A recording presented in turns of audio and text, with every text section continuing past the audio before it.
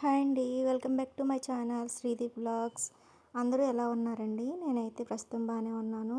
ఈ వీడియోలో నాకేమైంది, అసలు మా ఇల్లు ఎందుకు ఇలా ఉంది అనేసి అన్నీ వివరంగా చెప్తానండి. వీడియో లాస్ట్ వరకు చూసేయండి. మా అమ్మగారికి హెల్త్ బాగోలేదని మా ఇంటికి తీసుకెళ్ళాం. తర్వాత కొంచెం తగ్గాక ఇంటికి వెళ్తానన్నారని చెప్పి ఆంధ్ర తీసుకొచ్చామన్నమాట. ఆంధ్రాలో ఉంటారు అమ్మ వాళ్ళు, మేము మహారాష్ట్రలో ఉంటాం. ఇదే అమ్మ వాళ్ళ ఇల్లు. చూసారా, డోర్ ఓపెన్ చేసి చూసేసరికి మొత్తం అన్నీ చిందరవందరగా ఎలా పడితే అలా ఉన్నాయి. మా ఇల్లు ఇలా చేసిన వాళ్ళని ఈ వీడియో చివరిలో నేను మీకు చూపిస్తాను. ఇంకా ఇంటి విషయానికి వచ్చేస్తే మాది అంత పెద్ద ఇల్లు ఏమి కాదు, చిన్న హౌసు. పెంకుటిల్లు అంటారు కదా, పెంకుటిల్లు అనమాట. ఒక పోర్షన్లో అమ్మ వాళ్ళు ఉంటారు, ఆ పక్క పోర్షన్లో అన్నయ్య వాళ్ళు ఉంటారనమాట. ఇది మట్టి గోడలతో కట్టిన ఇల్లు కాబట్టి వేసవికాలంలో కూడా చాలా చల్లగానే ఉంటుంది. ఇంకా మా అమ్మ అయితే ఇంటి పరిస్థితి చూసి చాలా డల్ అయిపోయింది. ఎలా శుభ్రం చేయాలిరా బాబు ఇప్పుడని తల పట్టుకొని దండాలు కూడా పెడుతుంది. హాయ్ చెప్తుంది మీకు. మా ఇల్లు చూసారా ఎలా ఉందో అంటుంది. ఇంకా ఇంటిని శుభ్రం చేయడానికి కర్రలు, కత్తులు, చీపుర్లు అన్నీ వాడాల్సి వచ్చిందనమాట. చూసారా ఎలా ఉందో. మొత్తం మట్టి రాలిపోయి పైనుంచి 1-2 వర్షాలకి శుభ్రంగా మొత్తం ఇలా తయారైంది. ఇలా మొత్తం ఇన్వర్టర్ మీద కూడా వాన పడిపోయి యాసిడ్ అంతా కింద పడిపోయి పెంకులు ఇవన్నీ చాలా చూడడానికే చాలా భయం వేసింది. ఇంక దీన్ని శుభ్రం చేయాలంటే ఎలాగా అని చెప్పి చాలా భయం వేసింది అనమాట. కానీ ఇంక తప్పదు కదా, శుభ్రం చేయాలి కాబట్టి ఇంక శుభ్రం చేసేసి పని పెట్టుకున్నా. ఒక సైడ్ అమ్మ శుభ్రం చేస్తుంటే ఒక పక్క నేను. ఇది మా గేట్ అనమాట, అంటే హాల్ అంటారు కదా, ఆ గేట్లో నేను శుభ్రం చేస్తుంటే అమ్మ కిచెన్ శుభ్రం చేసుకుంటుంది. చెప్పాలంటే ఇద్దరికి కూడా ఎనర్జీ లేదు. అమ్మకి ట్రైన్లో ఫుల్ వాంతులు వెళ్ళాయి, తనకు ఒక పక్కన నీరసం. ట్రైన్లో నైట్ నిద్ర పట్టక ఒక పక్కన మొత్తం నీరసంగా ఉంది. అయినా ఇంక తప్పదు కాబట్టి మొదలు పెట్టేశాం. మొదలు పెట్టాక కాసేపటికి మా రిలేటివ్స్ ఇంటికి వస్తున్నారని తెలిసింది. ఒక పక్క కడుపులో ఎలకలు పరిగెడుతున్నాయి, ఇంకా ఏం తినలేదు. సర్లే ముందు ఇదంతా క్లీన్ చేసేసి కొంచెం తుడిచేసుకుంటే కూర్చోడానికి ప్లేస్ ఉంటుంది, తర్వాత తినచ్చు. ఈలోగా వాళ్ళు వస్తే కూర్చోబెట్టడానికి ప్లేస్ ఉంటుంది కదా అనుకున్నాం. సరే అయితే నువ్వు వంటగది క్లీన్ చేసుకో, నేను ఈలోగా హాల్ క్లీన్ చేస్తానని చెప్పాను. నేను హాల్ క్లీన్ చేసేసి తుడిచేసి ఇంకా కడిగేస్తాను, వాళ్ళ వస్తువులకి ఇంకా నీట్గా ఉంటుంది కదా, ఇంత దుమ్ము కింద ఉంది కదా అని చెప్పేసి బకెట్తో వాటర్ ఇమ్మంటే వాటర్ ఇచ్చింది. నేను గబగబా కడగడం మొదలెట్టేశాను.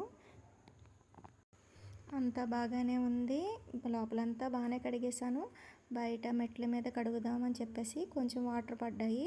సర్లే కిందకి దిగి కడుగుదాం, నీట్గా వస్తుంది కదా అని కిందకి దిగబోయాను. ఈలోగా ఎలా స్లిప్ అయిందో తెలియదు, ఇలా అడుగు పెట్టగానే ఏదో నాచు మీద కాలేసి జారినట్టు మా స్టెప్స్ అంతా నేను జారుకుంటా రోడ్డు మీదకి పడిపోయాను అనమాట. పడిపోయిన వెంటనే ఇంకా నాకేం తెలియట్లేదు. లెగుద్దామంటే బాడీ సహకరించలేదు, అరుద్దామంటే నోటంట మాట రావట్లేదు.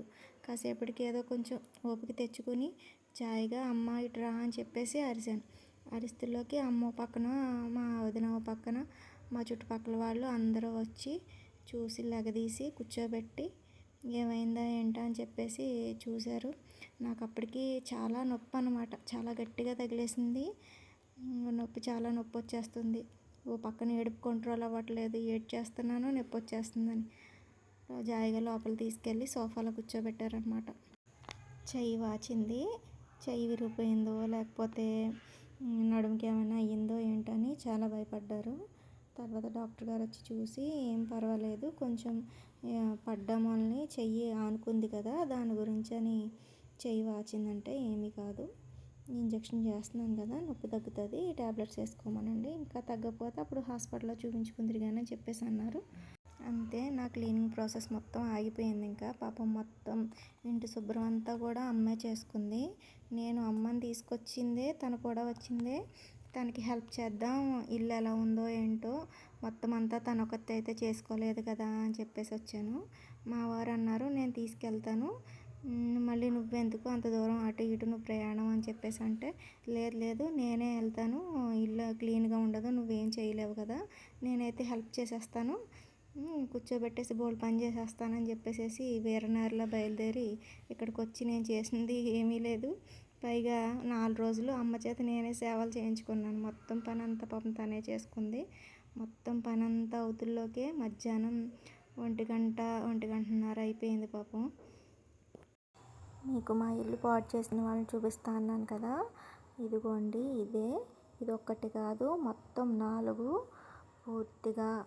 ఇది మా అమ్మమ్మ బీరువా అనమాట. మొత్తం లోపలికి పేపర్లన్నీ తీసుకెళ్ళిపోయి పెట్టేసింది. ఎందుకు పెట్టిందో తెలీదు. ఇన్ని పేపర్లు లొంగబెట్టేసి లోపల పెట్టేసింది అనమాట. అసలే పగలంతా పని అంటే నైటు 2 అయ్యాక వీటి గోల మొదలైంది. ఒకటి తర్వాత ఒకటి అలా 4 కూడా వచ్చి బోన్ పెట్టేసాము. ఇంకెలా అయితే కుదరదు కదా అని చెప్పి బోన్ పెడితే అన్నీ కూడా బోన్లో పడిపోయి. ఇంటి శుభ్రం అయిపోయాక మా అమ్మగారు దేవుడి గూడు శుభ్రం చేసుకుంటున్నారు. ఇవి కూడా ఎంతగా బూజు పట్టుకొని అంటే అంతగా మొత్తం సాలిగూళ్ళు అల్లేసి చాలా ఇదిగా ఉన్నాయి. ఏ ఇంటికైనా దేవుడు రూమే కదా అందాన్ని ఇచ్చేది. చూడండి ఎంత అందంగా సర్దుకుందో మా అమ్మ.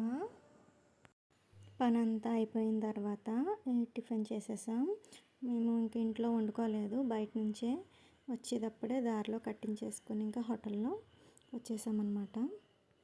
ఇల్లు క్లీన్ చేసిన తర్వాత ఇలా ఉంది. అలాగని ఏమీ డీప్గా ఏం క్లీన్ చేసేయలేదు, పైన చేసాము. ఎందుకంటే మా నాన్నగారు చనిపోయి ఆగస్టు నెల వస్తే సంవత్సరం అవుతుంది. సంవత్సరకానికి ఎలాగన్నా అన్ని పెయింట్లు కట్ట వేయించాలి, మొత్తం పనులు ఉంటాయి కాబట్టి.